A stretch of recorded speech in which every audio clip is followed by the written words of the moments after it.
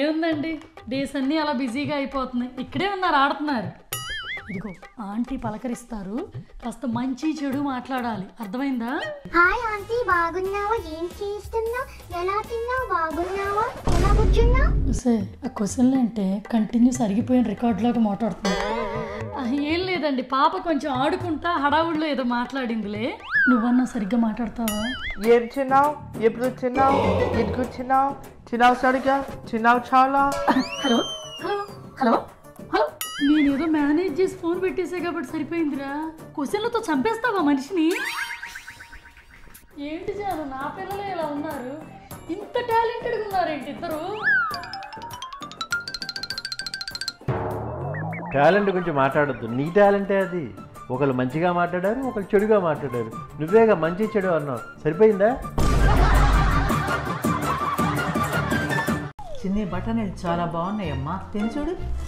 మధు, ఇగో నాన్న, నువ్వు కూడా తీసుకో. అడు చూడండి, అమ్మ నాన్న కొడుకు కూతురు, ఇటు వచ్చి మనమే అవుట్ సైడర్స్, అల్లుడు కోడలు. హలో, నేను అల్లుడిని, నాకు కొంచెం మర్యాద ఉంది ఇక్కడ. నీ దారుణంగా కోడలు. జలస్ చేద్దామన్నా జలస్ ఫీల్ అవ్వట్లేదే. సరే, మర్యాద ఎంత ఉందో చూద్దాం, ఒకసారి కాఫీ అడగొచ్చుగా. స్వప్న, కాఫీ తీసుకురావా? స్వప్న, తిను, ముందర కూర్చొని తిన్న తర్వాత అప్పుడు పెట్టవచ్చు. అమ్మా నందన, నువ్వు ఒక కాఫీ పెట్టుకో మల్లుడి గారికి. మరీ అంత నవ్వుకో అక్కర్లా, రెస్పెక్ట్ ఇచ్చేవాళ్ళైతే కాఫీ కూడా ఇచ్చేవాళ్ళు. చివరికి మన ఇద్దరం బయట వాళ్ళమే, అల్లుడైనా కోడలైనా. ఇక్కడ కనిపిస్తుంది, అక్కడ కనిపిస్తుంది, అంతే తేడా. ఇప్పటిదాకా కష్ట సుఖాలే పంచుకుంటే ఆనందం వస్తుంది అనుకున్నా, ఫస్ట్ టైం జలసిని పంచుకున్నా కూడా భలే శాడిస్టిక్ ఆనందం వస్తుంది. పెట్టుకున్నాక గరిట తీసేసి మూత పెట్టేయాలి, ఓకేనా?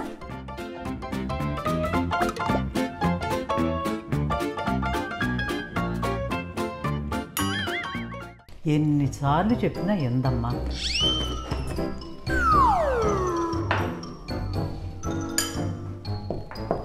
నందన, బిట్టు ఎవరేం చెప్పినా ఎందేంటి మాట? ఏమో అత్తయ్య, ఎక్కడి నుంచి వచ్చినాయో ఈ లక్షణాలు. ఎవరి మాట వినదు, ఒక్కోసారి దాని మాట కూడా అదే వినదు. నందన, పచ్చడి డబ్బా అక్కడే ఉంచు, నేను రోజు పెట్టుకుంటాను కదా. అంటే ఎక్కడున్నా పచ్చడి పెట్టుకోవచ్చు అత్తయ్య, ఫ్రిడ్జ్లో పెడతాను, అక్కడి నుంచి అయినా తెచ్చి పెట్టుకోవచ్చు.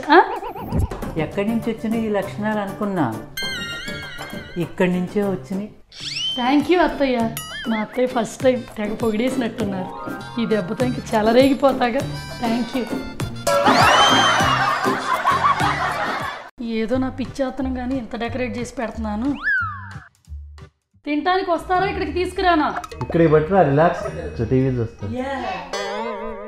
రిమోట్ పక్కన పెట్టి ప్లేట్ పట్టుకో. ఇదిగో, ఎలా ఉంది? స్పెషల్గా చేశా. ఎలా ఉంది?